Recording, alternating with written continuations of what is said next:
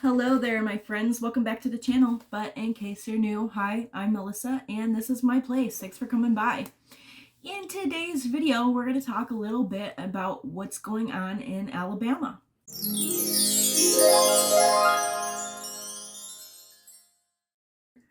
The Alabama legislature has passed a bill that basically criminalizes gender-affirming care for minors. It'll actually, it will punish doctors and parents if they actually go through with this, seek this kind of care, and so I actually have a video that we can watch real quick, and we're just gonna dissect it real quick. And so let me pull it up.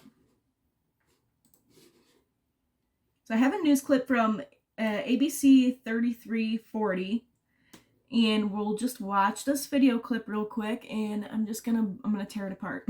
So let's go for it. Transgender issues were the focus of two controversial bills passed by Alabama lawmakers today. The first prohibits doctors from prescribing medications or performing surgeries altering a minor's gender. The measure passed the House 66-28 today, but not without some representatives questioning why it's a priority. It's a priority for us to be getting involved in private family medical decisions that are made with a team of healthcare providers, that are made with the parents centering around the child, who are surrounded by a team of healthcare providers, mental health professionals who are guiding them through this process. That guy had a bow tie on, if you didn't notice. What a dork. But this is my thing here. If you're a doctor or mental health professional, and you are encouraging minors to chemically castrate themselves, to go through surgeries like mastectomies, or maybe even, I don't know if they're giving boys implants just yet, but I know that there have been instances of young girls getting mastectomies because they identify as boy. If you're a doctor pushing those things onto minors, you are the problem, not the people that are saying no. When you're a teenager, when you're a adolescent, when you're a teenager, you don't know what you're going to want 10 years down the line, 15 years down the line. Blair White is a perfect example for this, because in California, where she was from, she wasn't allowed to get gender affirming care until she was 18 years old, because her parents weren't okay with it. They wouldn't sign off on it. So she went ahead at 18 and got the hormone replacement therapies, and later on got the breast augmentations and facial feminization surgeries and stuff. And she did all the things that make her feel better as a person, because she obviously was born biologically male and feels better as presenting as the opposite gender. Now, although this is the right decision for her and she'll stand by that, she also says that when she began taking these hormone replacement therapies, the doctors didn't really emphasize enough the fact that these medications will sterilize you. And she didn't really understand at that point that a few years down the line, she was actually going to be interested in starting a family of her own. She realized, I'm an only child. My dad passed away. The line ends with me. And so she actually did go off her hormone replacement therapies for a while. She went off those pills, but it didn't help. It was too late. She had already been on them for a few years at that point. So how are we putting this decision in the hands of teenagers, of little kids? And then how are adults going along with it? When you're an adult, you remember, think back to when you were a kid. Think back to the stuff that you believed in, things that you thought, things that you said that you realized with some life experience and time that weren't true, or you don't feel that way anymore. When you're a teenager and you get rejected by a crush or whatever, it's like the worst time in your life. It's the most horrible thing you've ever been through.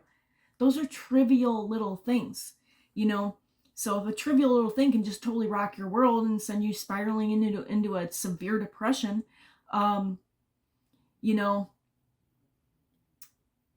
it means you're not really a rational being just yet. Your prefrontal cortex is not yet developed. There's a lot of reasons why they shouldn't be making these life-changing decisions at that young age. And I understand that kids that are genuinely struggling with gender dysphoria, they have a lot to contend with. They have a lot of emotions and issues, and you should be able to work through those things and with a doctor and with your family. But when it comes to, like I said, the medications and it comes to the surgical procedures, those should not be allowed until you are an adult. And I'm sorry, that means you have to develop through your natural body's puberty.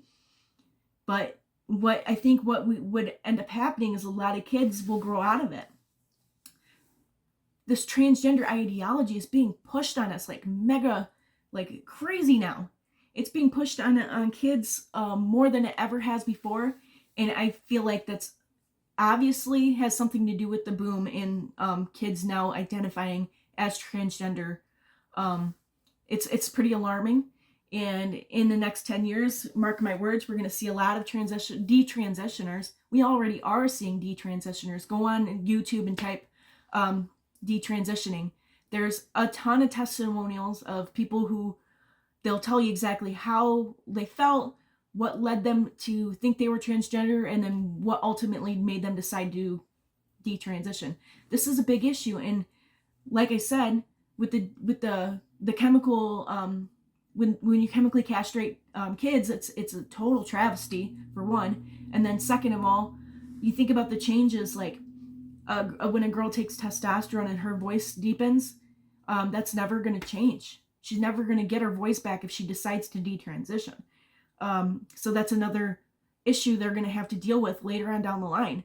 I feel like there is a lack of critical thinking, and there's a lack of looking at the long-term picture of what these things do.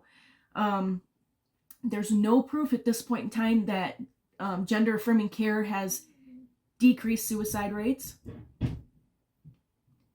There's no proof at this point that gender-affirming care has decreased suicide rates. It like I said, at this point, it's just flatlined.